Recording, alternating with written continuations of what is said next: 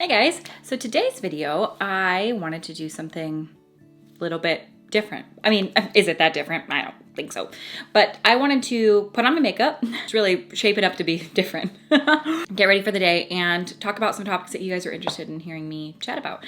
I said in my last video that I put up that I wanted to branch out and talk about things that weren't just makeup related, but maybe even just do my makeup for the day, get ready and chat with you guys about things that you're interested in hearing me talk about or getting my take on or just hearing more about my opinion. You know, that's what my YouTube channel is. But I just wanted to chat about things that are outside of just beauty because, you know, we all know we're more than that and there's so much more to life than just makeup. But it's fun to sometimes watch people put it on whilst we chat about other things. So that's what I'm gonna be doing today.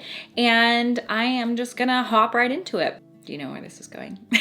Before we hop into it, this video is sponsored by HelloFresh. I have been working with them for over 3 years now, and I absolutely love HelloFresh so much. If you don't know who they are a meal delivery service. They deliver meals directly to your door each week. They come in an insulated box, and in each box are the meals that you have chosen. And actually, starting this August, HelloFresh is launching their Taste of Summer series. So they have everything from delicious grilled main dishes to farm fresh sides. Each dish is also designed to maximize the flavors of the season while minimizing oven use, which I love because it's freaking hot. It makes it easy to eat healthy because they have low calorie, carb smart, vegetarian, and even pescatarian options every week. Plus, every recipe is packed with fresh produce that they source directly from farmers. You can save up to 30% by using HelloFresh versus grocery store shopping.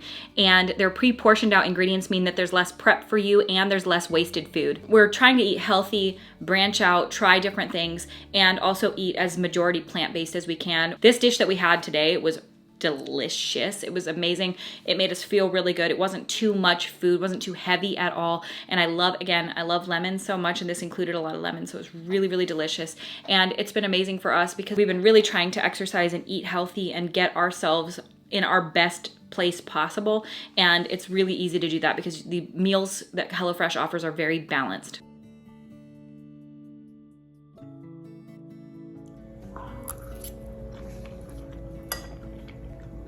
I like that a lot. That's really good. If you want to pick one of the veggie meals, if this is an option, it's a really good veggie meal. If you guys are interested in checking out HelloFresh, I'm going to have the link in the description of this video, but you guys can go to hellofresh.com and enter the code RAWBEAUTY14 to get 14 free meals, including free shipping. And I thank you so much again to HelloFresh for sponsoring this portion of the video, for continuing to support my channel.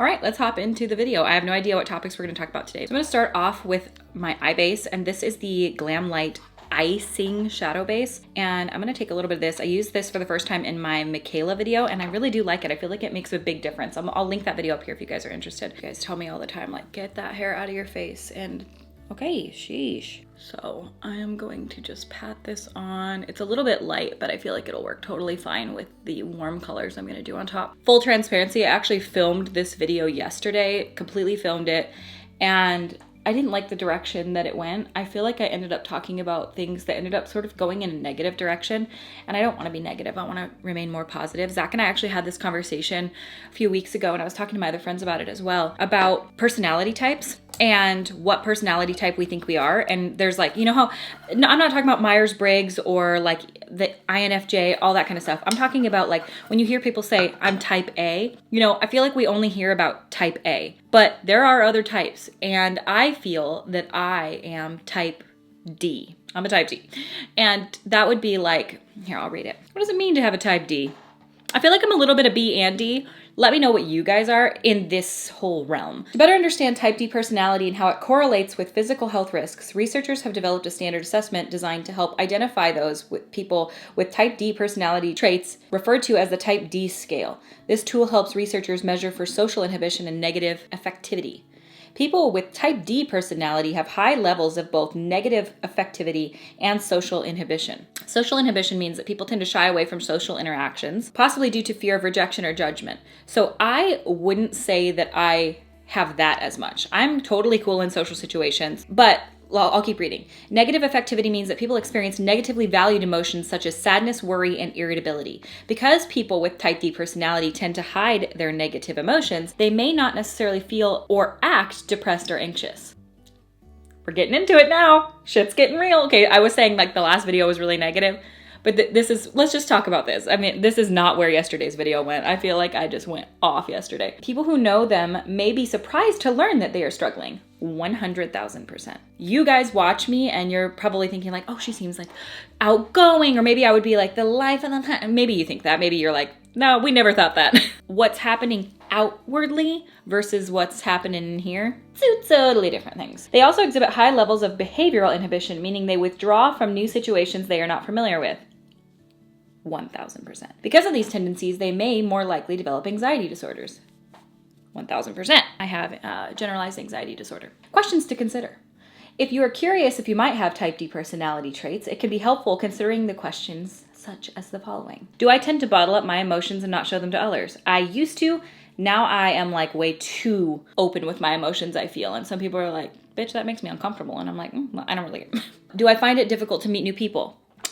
No. So that is one thing that I do not find difficult. I mean, I overthink it into the ground beforehand, but I still do it. That is one really weird thing about me is I am somebody that challenges my anxiety a lot. So let me just start off by saying, I'm just going to preface this by saying, anxiety is a word that has been correlated with like being scared or being stressed. I feel that the word, and I've said this in the past a bunch of times, has been overused and so much to the point where that it's sort of lost its meaning. I don't know if you guys agree with me on this one, but it's sort of like, oh, that gives me anxiety. I feel like it's such a term that's thrown around that it has lost its sort of meaning. Like I liken it to people who like to have things clean saying that they have OCD. That is not what OCD is. Obsessive compulsive disorder is very hard to deal with and live with, and it's not something like, oh, I just like to have things clean. It's way more intense than that. But because people have used it so much to explain, like, I really like my lipsticks to all be facing the same direction, I'm so OCD. People with true obsessive compulsive disorder, it like controls aspects of their life. It's not just some cute disorder, you know what I'm saying? So, and I feel like anxiety in many ways has been utilized that same way, where you hear the word anxiety and you're like, oh no, I have anxiety too. But there's a huge difference between experiencing anxious feelings and having an anxiety disorder.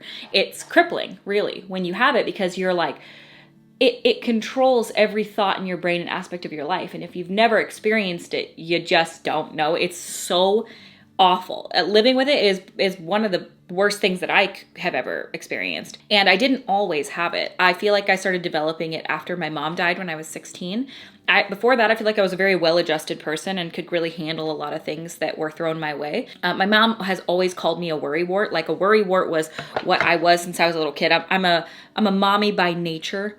I just am one of those people that like is always trying to like make sure everyone's being safe and make sure that everyone knows how they're going to get home and make sure like that's who I am in my heart. So I've always been sort of a worrier in that regard. I feel like I was a way more laid back person before. And then my mom died when I was 16 and I started getting really, really fearful of certain things. So like I was super, well, and still am fearful of dying because I saw my mom die in such a traumatic, horrific way. So I got really scared of that happening to anyone that I love or myself, you know. It's transferred big time into motherhood for me as well because, you know, my baby is the light of my life and I want him to just be safe, happy, healthy. That's what I want for him. I wasn't like an anxious person my whole life at all. This has really happened in my adult life. And I feel like when my mom died, I went off the deep end. I mean, I never got therapy. We did have a hospice therapist come and talk to us when we were kids, you know, but we were her first like clients. I can't even imagine how hard that must have been for her, having these like teenagers who watched their mom die in this really horrific way of this horrific disease and then trying to like console the children. I can't even imagine how hard that must have been for her. And I don't fault her for it not working out well because it must have been very difficult. But for us, we didn't like process that trauma and it was extremely traumatizing. I am like an anxious person in general, but I feel like because the word anxiety has been sort of overused, it really loses its real meaning. But a true anxiety disorder is crippling. It controls every aspect of your day. It goes beyond just like, oh, I'm nervous about going to talk to somebody. It's like it feels as though the world is actually ending and nobody can see it but you. And you can like feel the physical sensations of like, okay, imagine that you were driving down the road and you narrowly escape a car crash. That feeling of like, that panic of like, oh my God, we almost just died. It's like that, but nothing's happening. It just hits you and then you start to panic. And because you're panicking, you want it to stop. And because you're trying to stop it and you can't, it just spirals and spirals and spirals. And it just gets so much worse. So it's like the world is coming to an end, but nobody knows. And they are just telling you, calm down. But you see the world coming to an end around you and you're like, I can't. And they're like, well, just relax. And you're like, oh, thank you. Let me try that. It's like your fight or flight response getting triggered. It's not that you're just, not trying hard enough. It's truly impossible in those moments. And it takes a lot of practice to stay mindful and not to like give in to the anxiety, but it's really, really hard because the word anxiety just doesn't quite hit the same. I wish there was a new word for it because the word has lost all meaning. I tend to challenge my anxiety in a lot of ways because I know that that's what it is. When I feel like I get like derealization where I'm like, oh, the world feels fake. And I don't get that often, but I have gotten it, especially in the postpartum period. I got really, really, really severe postpartum anxiety where I felt like I am floating through this world and I don't know what's happening. It was a really, really, really awful feeling. So like when I feel nervous, okay, like I'll use baby-led weaning as an example. Baby-led weaning is like a way of feeding your baby, by the way, if you don't know, where a lot of people start off with like purees and then they slowly get more solid as the baby grows up. But baby-led weaning is starting with human-sized food and you're teaching them oral motor development and things like that early so that it reduces the risk of choking and stuff like that later on. But it's really scary watching your baby who has never eaten food before, like chew on a banana and you just feel like they're going to choke constantly, at least for me. So I challenge that. I do it. I've read all the stuff. I know I do all the safe size portions and everything like that. And I challenge it because I need to get past it. I have to. I can't just allow my anxiety to get the best of me, even though I totally want to. It feels like I want to just play it safe and do all the things that I feel safe with, but that's not going to be good for anybody. I need to challenge those feelings for myself and move through them. And the more I challenge things, like if I'm like, oh, I'm afraid to go on this trip because I'm afraid the plane is going to crash, I should absolutely go on the trip because the plane isn't going to crash. And the more I do things and realize that it was just anxiety, the less anxious I am in the future. You know what I mean? Like if I'm nervous to drive with somebody, I should, because even though I'm not in control of the car, like we didn't die. Oh, okay. So it's okay. It was just a thought. It wasn't real. Anyway, so that being said, with events and stuff like that, back to the question, I tend to want to avoid, but don't because it'll be good for me. And it always ends up being better. And I always am glad that I went. So I'm glad that I don't avoid, So it says, do I tend to avoid social interactions when possible? Sometimes, like if I can, I absolutely am one of those people that's like, I love saying no. So I tend to say yes because I want to say no. So yeah, if I went with my like type D personality, oh yeah, I would love to say no, but I don't. Do I become easily overwhelmed in sticky situations? Absolutely. Something that other people might find extremely like, why are you getting so stressed out? It can send me into a full-blown panic attack. Like the sound of my baby crying when he like wakes up crying, which at this point he's 8 months old and he doesn't cry that much anymore. He's not like an infant baby. So when he does cry, I am a fixer and I'm like, oh, I want to fix it. And it sends me spiraling and thinking like, what could be wrong? What's going on? So yeah, I absolutely get way more anxious than I should. Do I often talk negatively to myself? Yes. Like everything that I do, like if somebody's like, oh, you're such a good mom, I'm like, I immediately am like, oh, no. Even though I totally am. Like, what would make me not a good mom? Like, I'm attentive, I'm there, I love my baby, I'm doing everything to meet his needs, I'm playing with him. I'm like, what would make me not a good mom? But my mind is like, you suck. Do I worry a lot?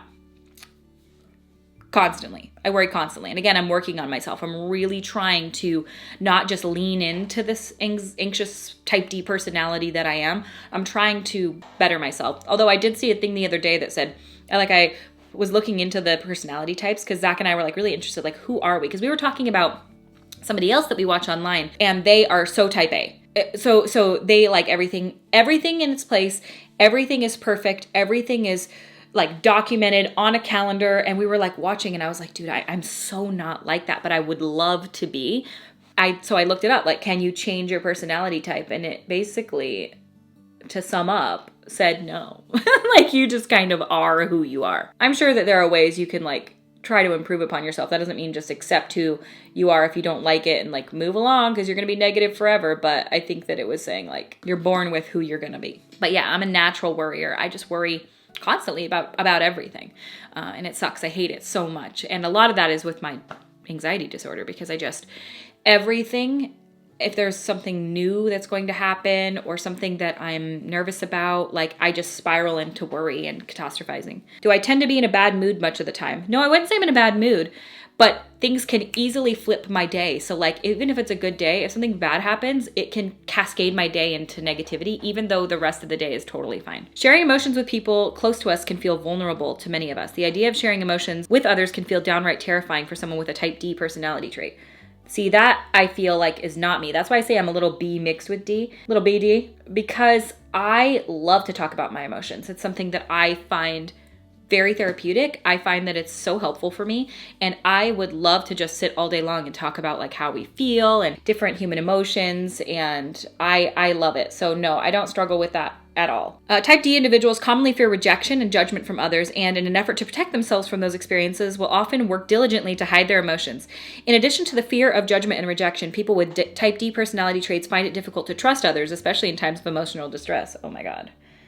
Me, I want everyone to like me, and if you don't like me, I'm going to find out why, and I'm going to make you like me. And that's really hard when you're somebody on the internet, and there's a bunch of people that watch that literally hate me for whatever I do. It doesn't matter what I do or what I do not do. You just don't like me. And I can't control that, and it bothers the shit out of me. Like, I want to make you like me, and if you don't, I need to find out why, and I need to clear that up. So like, let's have a conversation about it, because I need all of you to like me.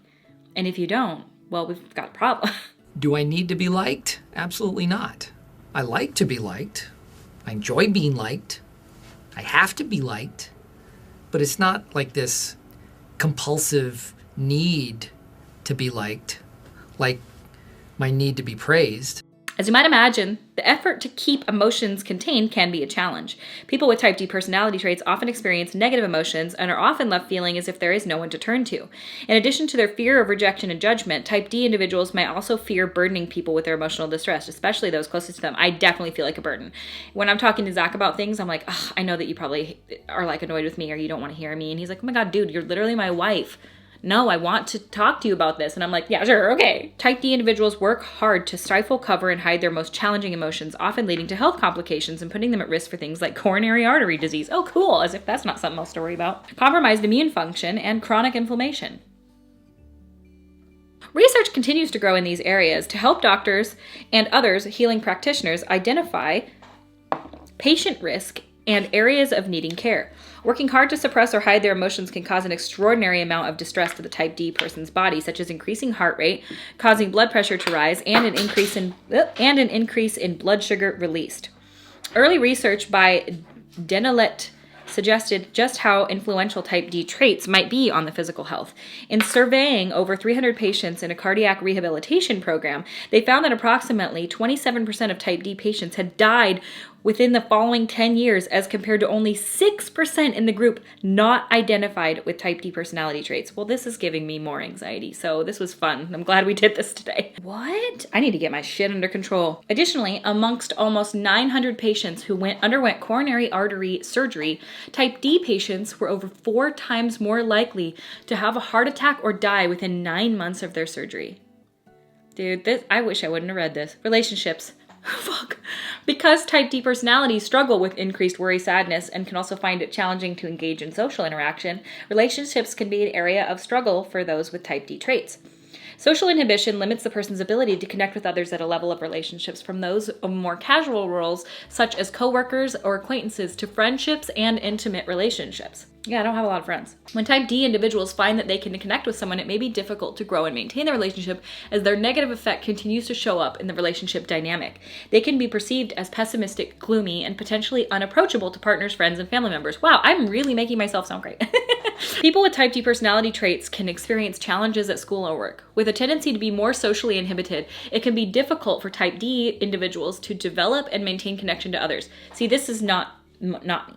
I try to be like the life of the party, having fun. I feel like I can connect with others very easily. I feel that and maybe I'm incorrect in this, but I don't clam up or get awkward. I am somebody that can easily talk to new people, do an interview, talk in front of a crowd. I don't feel that I have quite that part of the type D.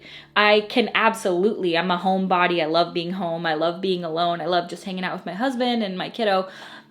And I love having like a close-knit group of friends. But I also can totally like do a big group setting. It's not like my favorite in the world, but I totally can. People with this personality type also tend to feel more stressed in their workplace, experience more job burnout, feel less personally accomplished, and miss more days from work. Oh, 100%. All of those. Absolutely. This tendency to avoid or resist social interactions can make it challenging to find a sense of belonging and shared interests with others, as well as cause type D individuals increased distress when faced with group tasks or projects that require them to collaborate with others. Because of their more inhibited nature, type D individuals might be viewed as disengaged or perceived as unwilling to participate. Yeah, no, not me. I am 100% willing to participate, and I am often the leader of the project, I feel. So I definitely, like I'm saying, I feel like I have a lot of these traits, but not all of them. Knowing that type D individuals are often challenged with experiencing unpleasant emotions and struggle with negative self-talk, it is understandable that they can also struggle with setting and achieving personal goals. Whether at work, school, stress over assignments or project can cause type D individuals to experience excessive worry.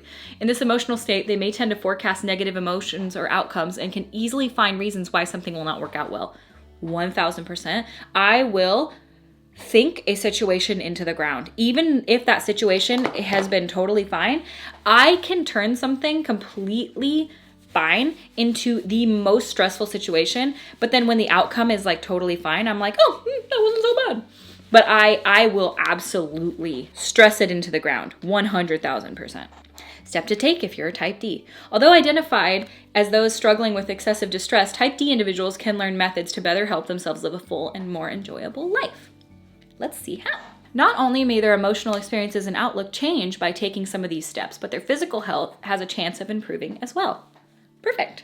Well, I've been exercising on my Peloton. Helpful steps that a type D personality can make to improve their quality of life involve the following areas. Positive self-talk. Identifying and challenging old patterns of negative self-talk can help people begin to understand how this has impacted their decision-making behaviors. And relationships. Taking time to discover and incorporate honest, positive self-talk can be a game changer for a type D personality. Emotional regulation. Dealing with sadness, stress, and worry can be challenging for type D personality traits. Understanding how these emotions work and tuning into how they can be of help to us can allow for a healthier decision-making and less distress. For example, they might consider, when I feel irritable, what is it that I'm needing? Healthy coping skills. Incorporating new, healthy behaviors to cope with moments of distress can be helpful. Since many type D individuals have become so good at bottling up and hiding their emotions, learning to become more aware of their emotional patterns can help them to better navigate distress and cope in healthier ways.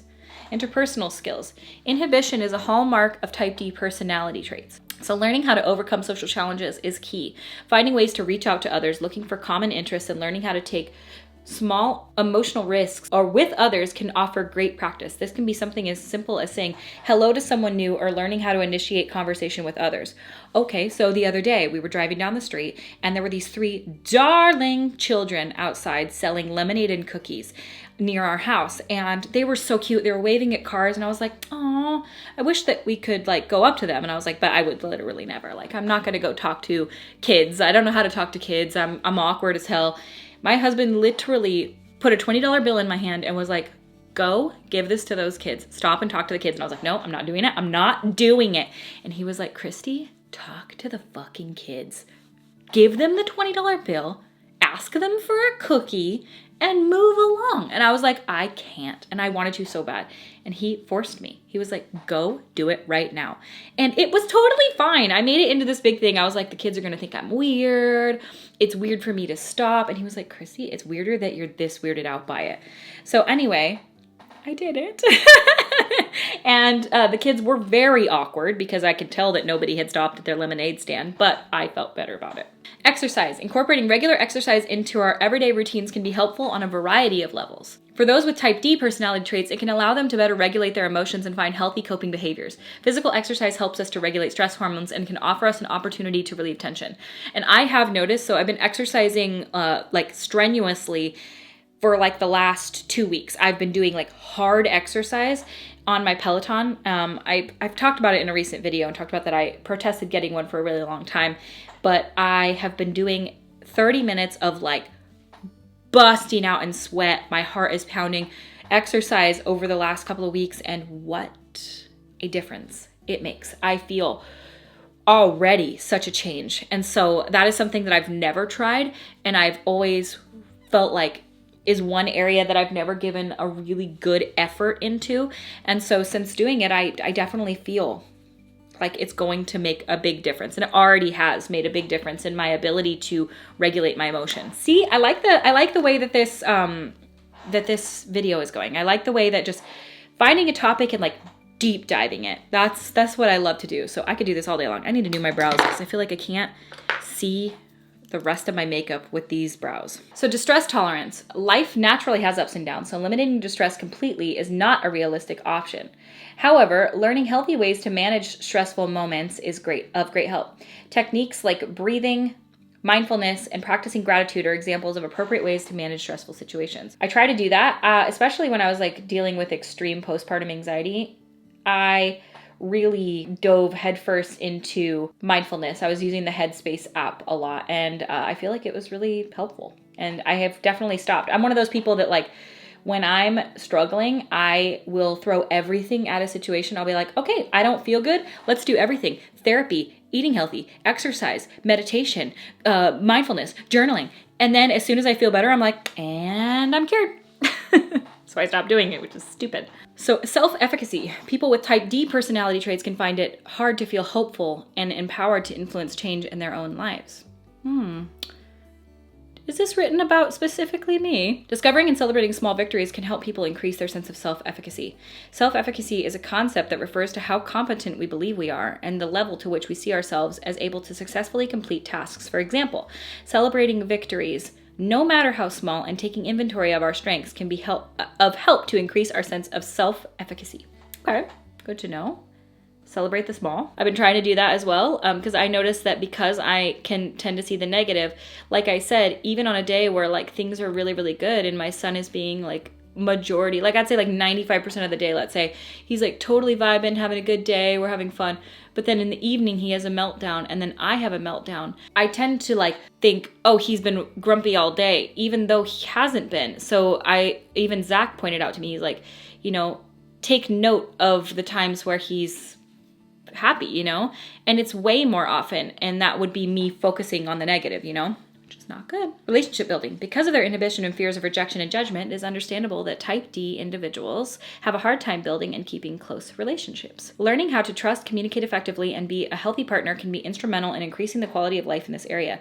Counseling can help people learn how to effectively navigate conflict in relationships and offer people guidance on how to build and maintain close, healthy connections. Okay, well, that's good to know. Goal setting. Hopefulness and optimism are a challenge for type D individuals. See, and that I feel like is, again, another area in which I am not a type D. I am extremely hopeful and extremely optimistic of the future.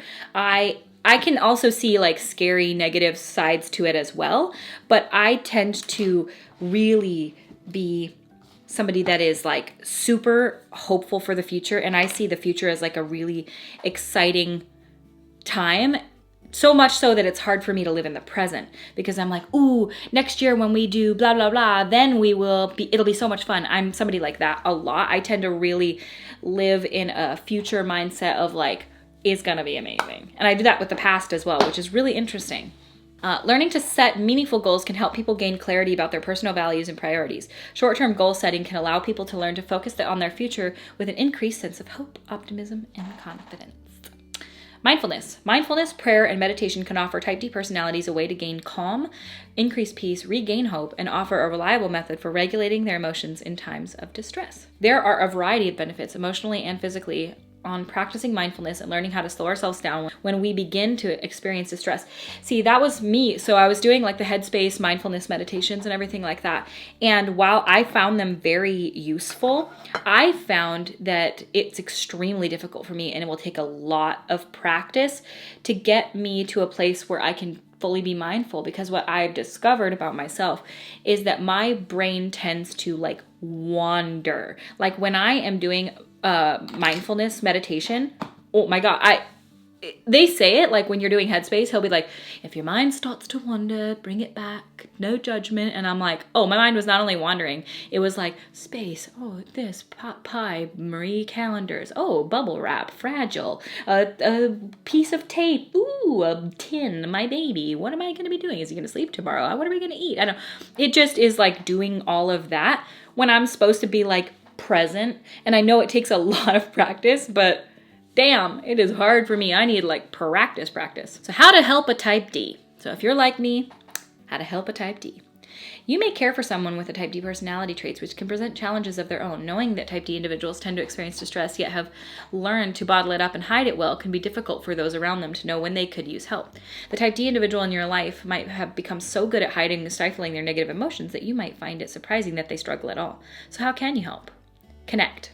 People with type D personality traits can feel lonely in their distress and become hesitant to want to let anyone into their emotional experience. I really say like, oh, I don't bottle it up. I'm really like open and honest with my emotions and stuff, but I only have 2 friends. I mean, I have like a lot of acquaintances that like I'm really friendly with, but I don't have a lot of close friends like by any stretch of the imagination. I can hear my baby down there screaming. He's having fun.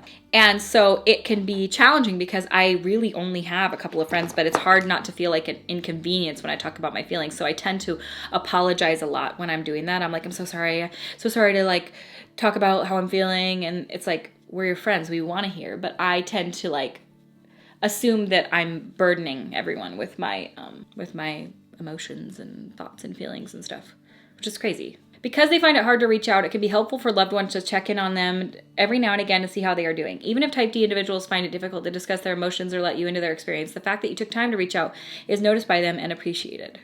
Yes. Show interest and support. Offering an emotionally safe space for them to talk is helpful to any type D personality. Fear of rejection and judgment can lead them to not want to reach out and can make it difficult for them to trust or be vulnerable with people. Even those who are close with friends, or those who are close friends and family. Yeah, absolutely. This is me. Showing interest in their emotional well-being and providing reassurance that you are available when they're ready is key for helping the type D learn how to reach out to others when in distress, rather than bottling their emotions and feeling isolated. Isolation has been really, really bad, especially during COVID. Like I don't talk to anybody. People with type D personality are more likely to experience high levels of distress and anxiety, which put them at a higher risk of negative health outcomes. If you have this type of personality, talk to a therapist about developing a plan that will help you manage your stress and develop healthy coping mechanisms. Well, I definitely have done that. I'm definitely looking for a new therapist right now because I just, you just have to shop around until you find the right one, but it's really difficult because I feel like a lot of people are really looking to talk to somebody, a professional, and there's just nobody available. I'm just finding that it's so few and far between that I can find anybody available to talk to. Everyone that I've called is fully booked. And fully booked until like a year from now, which is really sad when you think about the amount of people that aren't able to get the help that they so desperately need. I'm not talking about myself here. I'm talking about like other people, I feel like I'm doing okay and I at least have my husband to talk to, but there are a lot of things that America could do better on in regards to like healthcare and mental health especially. I feel like it's so downplayed. People don't take it seriously enough because we've been taught our whole lives like buck up, get your shit together, like grow a pair, and that's just not reality. Like the brain is an organ and it can get sick, and especially with how much trauma and things like that people have had in their lives. And honestly, all of us, every single one of us, you all listening, we just went through a huge trauma and are still in a huge trauma with COVID. Like we are not out of the woods, and it changed everybody's fundamental way of life. And it's very, very scary. And being in that constant state of fear is not good for any of us. And so for all of us to understand, like we're all right now experiencing a trauma, because I think a lot of people think of trauma as just like a big event, like a car crash or the death of a family member.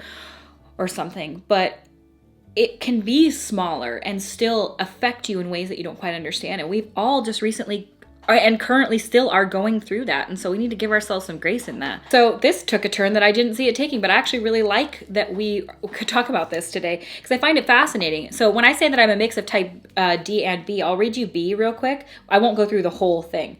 Type B personality. Yeah, maybe I'm not. Maybe I'm not quite B. While you're probably familiar with type A, you might not be as familiar with its counterpart, type B. People with type B are often described as easygoing, relaxed, and highly flexible. The type B personality is basically the exact opposite of type A. Where people with type A are meticulous, type B tend to be much more casual and carefree. They're creative, even-tempered, flexible, adapt to change, patient, tendency to procrastinate, and creative. So I'm a procrastinator and I'm creative. Everything else, not quite. So I definitely have traits, but not the same. It says here, people with type B personalities have a lower incidence of heart problems. What characterizes and chooses for me to be the personality type that I am? Why? Is that because of like family history? Is it like a mental health thing with like genetics? Does it have anything to do with was I just born this way, or is it because of like environmental factors with growing up? You know what I mean? I would absolutely be so fascinated to know why I am the way that I am and why we each tend to be like that. Like Zach and I are both very type D, but he has other things as well, you know, that are very different from me. And so it is interesting. And I wonder how we're perceived in conversations. And that is something that we also wonder about. Like, we hung out with some friends a couple years ago, and I would call them both very type B. Like, laid back, easygoing, not overthinking anything, just chilling, having a good time, living life. Like, they are just two of the most, like, chill, amazing people. And when me and Zach got together with them, I feel like really dominated the conversation, didn't shut the fuck up. Like, we would literally never stop talking. I feel like because we are so type D, we tended to like gear towards more of like the negative aspects of life that we were experiencing. This was like back in 2018 that we were experiencing. And like we were talking about like family issues that we have that like, you know, because you hear about like 5% of our lives, but like there's literally 95% that is like, I couldn't talk about it on the internet, you know?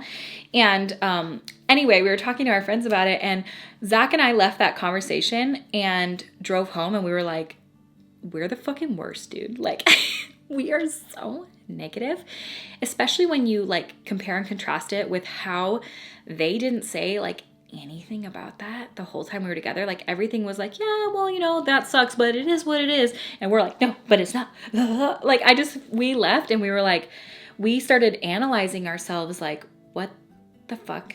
Why are we like this? And we have made a concerted effort the entire time since this to be better conversationists, to be more positive.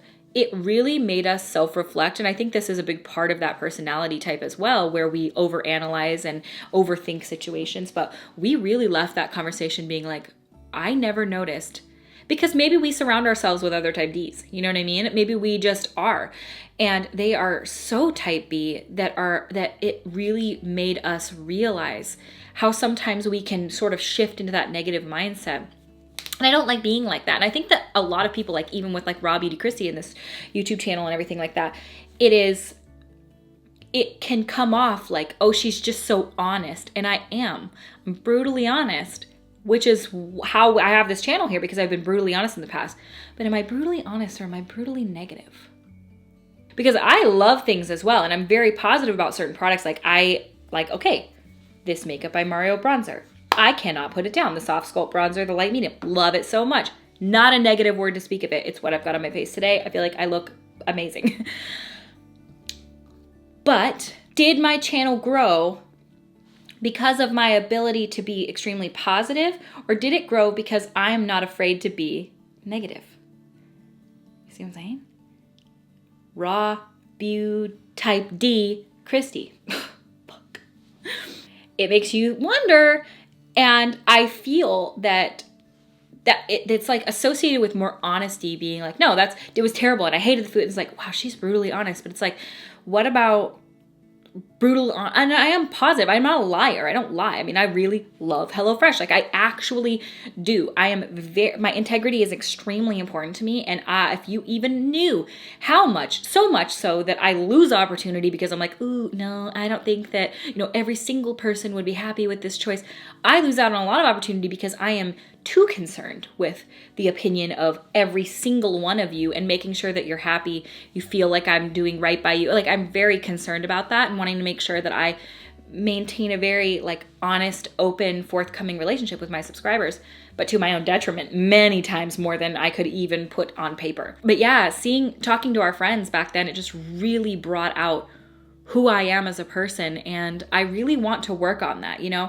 I feel like a big part of why life is harder for somebody like me is because I am so negative and because I do live in that negative mindset.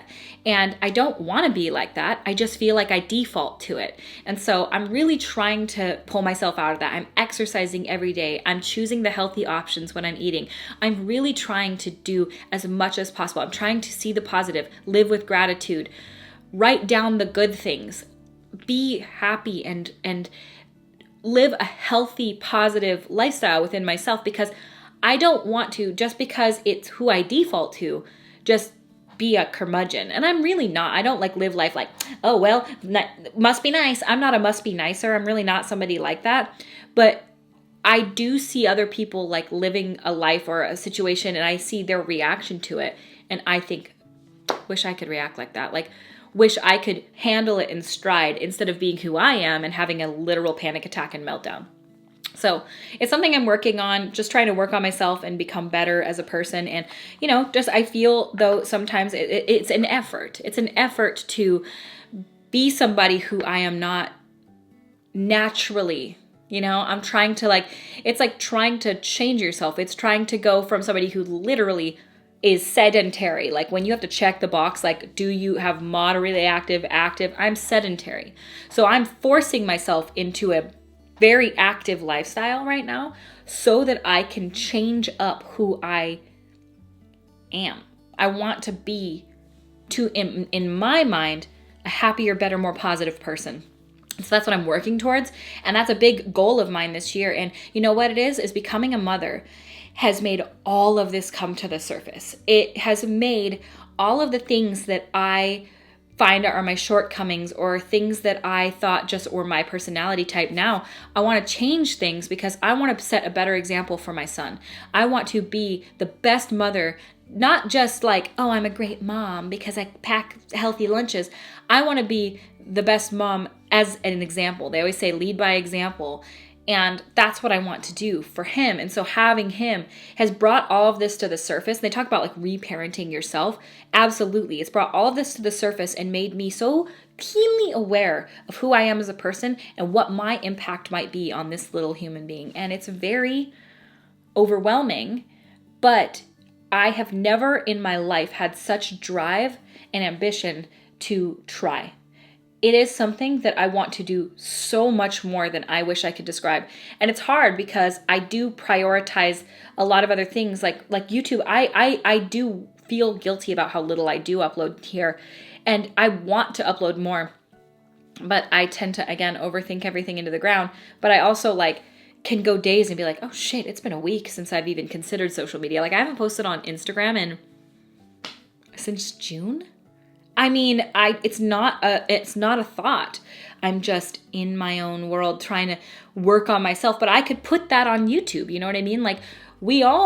It can't hurt to try to inspire or have community here as well. So if I'm trying to work on myself in that regard, why don't I talk to you guys about it and start a little series here on YouTube maybe? I mean, working out on my Peloton. I don't care what I look like. What I physically look like is not even a concern to me. It's about what I feel like. And I feel way better exercising. It's shocking.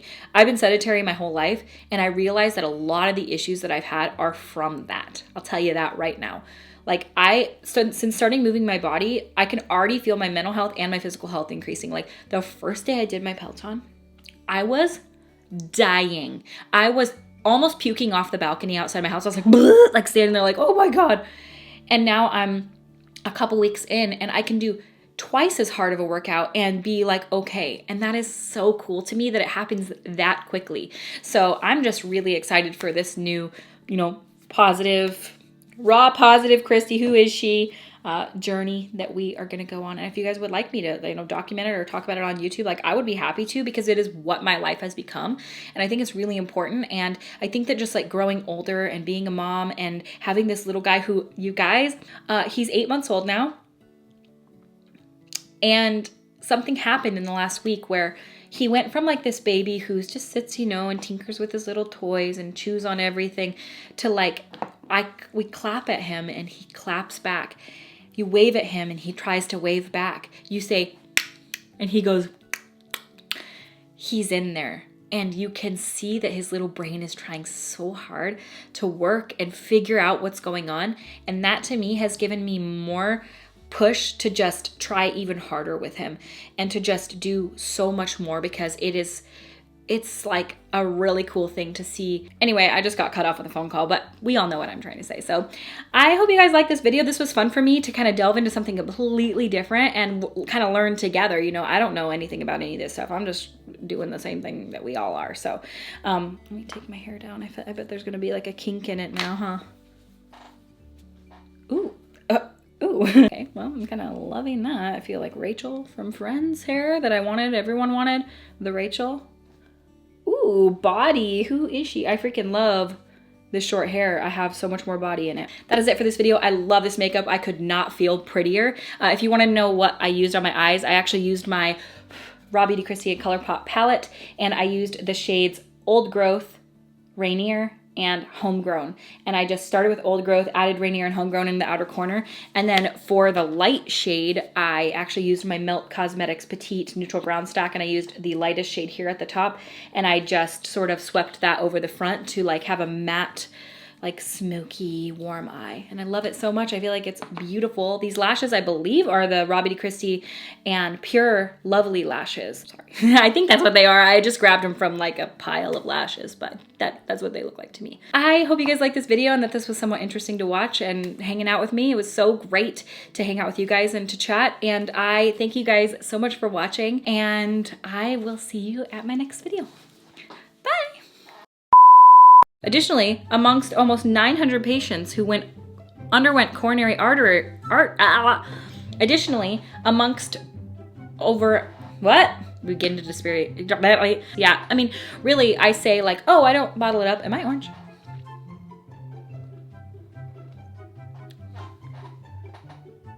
Maybe that's just my bronzer. Yeah. Oh, my throat made a noise. It's like hold please. He is, so I can maybe give you his phone number. I'm upstairs in the middle of a project right now, but he's downstairs and I can give you his phone number if you'd like. Okay, thank you. Okay, bye.